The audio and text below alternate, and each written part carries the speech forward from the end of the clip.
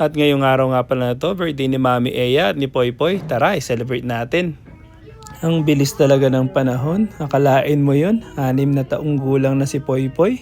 Si Mami Eya naman, kayo nang bahala magtanong sa kanya. At dito nga, biglang naging birthday din ni Jack Jack. Simple lang ang gusto talaga ni Poy Poy. Magpunta ng Legoland, McDonald's Play Place, at Chuck E. Cheese.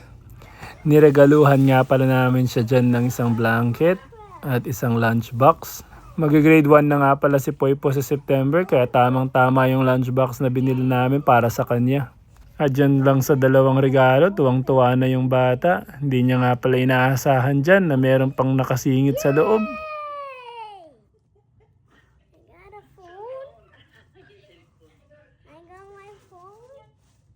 Matagal-tagal na rin pala nung last na nahawakan niya yung phone niya kasi tinago nga namin. Mas gusto kasi namin ilabas yung mga bata habang naka-summer break kaysa nasa loob lang ng bahay. Tuwang-tuwa nga pala sa blanket na yan kasi yung kuya niya meron din kagaya nito. Tapos dito sabi ni Mami Eya kay Poy Poy, kiss mo ako baby, pero ayaw na niya talaga. Nagbibinata na talaga ang bata. Pagkatapos nga pala, pumunta kami ng McDo kasi gusto nga daw niya mag-play place. Umorder nga pala siya dyan ng hash brown at saka hotcake. At dahil maaga-aga kami sa McDonald's, dalawa lang talaga sila dyan sa loob ng play place. Madalang ka na nga rin pala makakakita ng mga ganito McDonald's na may play place. Tapos dito sinubukan ko mag-slide kasi nung bata ako hindi naman ako dinala sa ganito. Tapos si Jack Jack di makapaghintay, siya naman daw yung mag-slide. Sulit din naman talaga yung McDonald's kasi nakalaro ka na, nabusog ka pa. Nung nakapag-warm up na sila, dumiretso na kami sa Legoland. First time nga pala naming lahat dito. May kamahalan nga pala yung ticket kaya pagpasok mo dapat sulitin.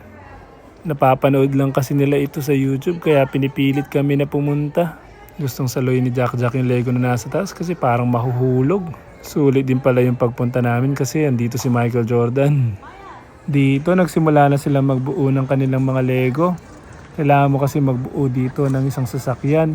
Tapos meron silang board kung saan mo pwedeng ipaslide.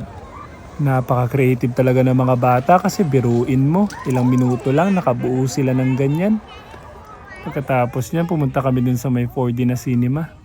Ayos naman kasi may pawisik-wisik ng tubig. Sinubukan din para namin itong nag-iisang ride nila. Medyo nahilo kami lahat dyan kasi paikot lang talaga. Siguro kung pupunta kayo, huwag nyo i-try ito, masisira buhay nyo. At kasama nga pala sa ticket na binili namin itong VR experience. Noong natapos na kami sa Legoland, dumiretso na kami ng Chuck E. Cheese. Dito nga pala sa Chuck E. Cheese, kapag birthday mo, may 30 minutes kang playtime. Kaya binigay namin yung card kay Poy Poy at sinabi namin maglaro lang siya kung anong gusto niyang laruin dyan. Ba't ganun? Ba't si Mami Eya yung naglalaro? Enjoy na enjoy yung Mami ah.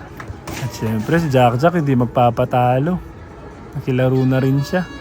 May kalakihan nga pala ang Chuck E. Cheese dito sa Toronto kaysa dun sa isa sa Mississauga. Sulit nga pala yung 30 minutes na to kasi libre naman. Tapos meron pang libreng cotton candy. Pagkatapos dumiretso na kami ng Red Lobster, dun kami kumain ng dinner.